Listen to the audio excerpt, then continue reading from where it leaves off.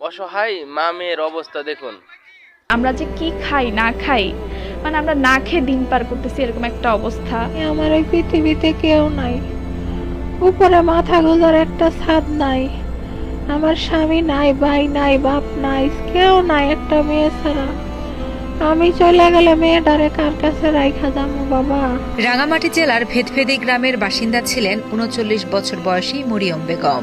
গত ৯ বছর আগে স্বামী মারা যাওয়ার পর একমাত্র মেয়েকে নিয়ে অন্যের বাড়িতে কাজ করে কোন রকমে চালাচ্ছিলেন সংসার। ২০২১ সালে হঠাৎ ক্যান্সার ধরা পড়ে মরিয়ম বেগমের। এতেও যেন দুর্ভাগ্য পিছু ছাড়ে না তার। ভাগ্যের নির্মম পরিহাসে মাথা গোজার ঠাইটুকুও পাহাড় ধসে ভেঙে পড়ে। পরবর্তীতে মাত্র ২০,০০০ টাকায় ভাঙা ঘরটি বিক্রি করে চিকিৎসার উদ্দেশ্যে চলে আসেন ঢাকায়। রাঙামাটিতে থাকাকালীন অন্যের সহায়তায় ৩ দফায় ১৭টি কেমোথেরাপি নেন তিনি। তবে প্রতিবারই কিছুটা সুস্থ হয়ে আবারও অসুস্থ হয়ে পড়েন মরিয়ম। ঢাকায় এসে বিভিন্ন পরীক্ষা নিরীক্ষার পর জানতে পারেন ক্যান্সার ছড়িয়েছে ফুসফুসে। রাত হইলে বাবা পিঠের ব্যথায়, ফুসফুসির ব্যথায় ঘুম যাইতে পারি না।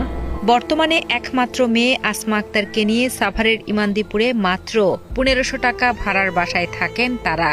মায়ের চিকিৎসা করাতে গিয়ে মেয়ে আসমা আক্তার হারিয়েছেন আয়ের একমাত্র উৎস ৪,০০০ টাকা বেতনের চাকরিটিও। এখন চিকিৎসা তো দূরের কথা, মা মেয়ে সংসারে খাবারই জোটে না ঠিক মতো। চোখের সামনে চিকিৎসার অভাবে মাকে হারাতে দেখে দিশেহারা হয়ে পড়েছেন অসহায় আসমা আক্তার। আর প্রাপ্তবয়স্ক মেয়ের এমন কষ্ট দেখে নির্বাক মা নিজেও। আমি মারা গেলে আমার মেয়েটাকে যে একটা মাথা গুজার ঠাই, মানুষের একটা ঘর থাকে, তাও তো আমার নাই। আমি আমার মেয়েকে কার কাছে দিয়া যাব বাবা? সম্প্রতি টিউমার ফেটে রক্তক্ষরণ শুরু হলে ক্যান্সার সার্জারি বিশেষজ্ঞ ডাক্তার একরামুল হক জোয়ারদার নিজ খরচে অপারেশন ঔষধের ব্যবস্থা করিয়ে দেন মরিয়ম বেগমকে। কিন্তু এখনও তার সুস্থ হতে প্রয়োজন আরো অনেক টাকার, যা জোগাড় করা মরিয়ম আর তার মেয়ের পক্ষে একেবারেই অসম্ভব। তাই সুস্থ হতে সরকার সহ দেশের বিত্তবানদের কাছে আর্থিক সহযোগিতার জন্য কান্নাজড়িত কণ্ঠে আকুতি জানান অসহায় এই নারী।